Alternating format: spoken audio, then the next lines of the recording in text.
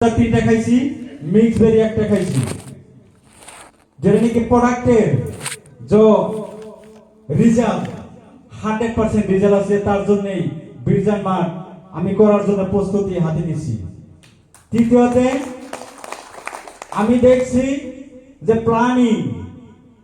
Planning কে করে, আমাদের যেটা নাকি আপলাইন বা লিডার থাকে, প্ল্যানিং করতে হয়।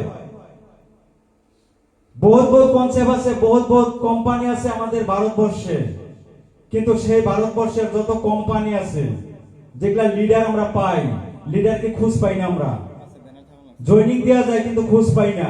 কিন্তু আমাদের যে লিডার শরীফুল মন্ডল, ইনি আমাদেরকে হাতে হাত রেখে এগিয়ে নেওয়ার জন্য যেরকম চেষ্টা চালাচ্ছে, ভবিষ্যৎ আমি আশা করি ভবিষ্যতে আমাদেরকে চেষ্টা চালাই যাবে। কারণ প্ল্যানিং আমরা যতটুকু প্ল্যানিং করি তার থেকেও 1000 গুণে বেশি আমাদেরকে নিয়ে শরীফুল স্যার প্ল্যান করে, ঠিক না নাই? হ্যাঁ, তো শরীফুল স্যার জন্য আরেকটা জোরে হাততালি চাই, কারণ ভবিষ্যৎ আমাদের ভবিষ্যৎ নিয়ে 100% শরীফুল স্যার প্ল্যান করতেছে কিভাবে আমাদেরকে বড় বানাবো। তো আজকে যেটা নাকি প্ল্যানিং, প্রোডাক্ট আর হলো প্ল্যান, এই তিনটা বস্তু, আর নিজের কি লাগে, পজিটিভ থাকা লাগে। আমি যদি পজিটিভ থাকি 100% এই জায়গা থেকে আমি বড় হইতে পারবো ইনশাআল্লাহ, 100% বড় হব। নিজের পজিটিভ থাকতে লাগে। আমি 100% পজিটিভ আছি, আমার এই জায়গায় আমি 100% পজিটিভ আছি। আজকে দেখেন, নেতা হইতে গেলে বহুত কিছু লাগে। আমি কিন্তু নেতা, সবাই চিনে যে মহেশ নেতা করলে কেউ চিনবার বাকি থাকে না। কিন্তু নেতা হয়েছি কিন্তু পকেটে টাকা নাই।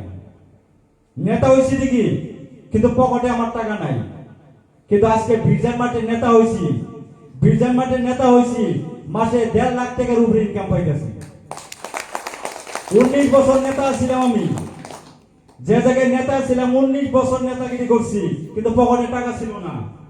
কিন্তু আজকে এই বিরজান মাঠে আসার পর আমি মাসে ইনকাম 1.5 লাখ টাকার উপরে করতেছি, প্রায় 1,80,000 টাকার মতো ইনকাম করতেছি, প্রায় 1,80,000 টাকা ইনকাম করতেছি। এই জায়গায় নেতাগিরি করতেছি। তো আজকে বিরজান মাঠ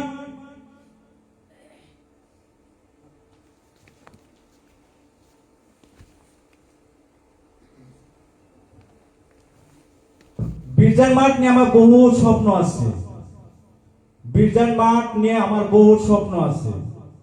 আজকে যে স্বপ্নগুলো আমি ছোট থেকে দেখে আসছিলাম, যে আমি একদিন নেতা হব, আমি একদিন জেলা পরিষদ হব, আমার স্বপ্ন ছিল জেলা পরিষদ হওয়ার জন্য।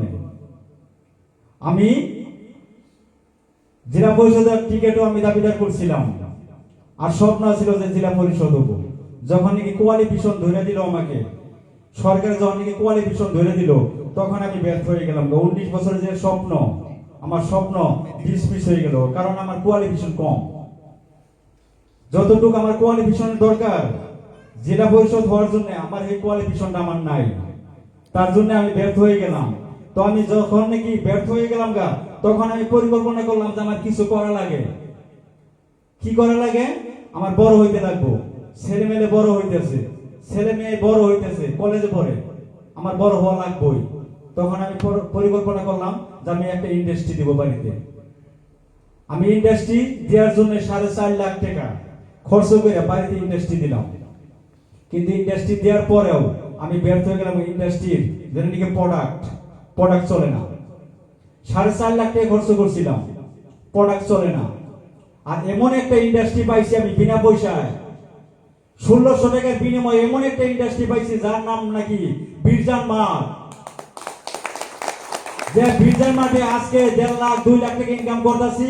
আগামী 1 বছরের ভিতরে আমি ডায়মন্ড হয়ে দেখাবো ইনশাআল্লাহ। আমার কনফিডেন্সের উপরে আমি বলছি, আমি 1 বছরের ভিতরে ডায়মন্ড হব ইনশাআল্লাহ। তো ইনশাআল্লাহ আমি ডায়মন্ড হবই।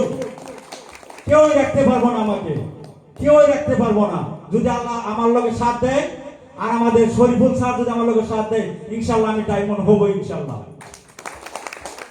তো বেশি কিছু কই না, আমার বহুত স্বপ্ন আছে, বহুত পরিকল্পনা আছে। আপনাদের দোয়া চাই, আপনাদের সহযোগিতা চাই, যাতে হাত হাত রেখে সবাইকে যাতে আমি বড় বানাইতে পারি, আমি নিজেও যাতে বড় হইতে পারি, এই আশা রেখে আজকের এই বক্তব্য আমি শেষ করছি। খোদা হাফেজ।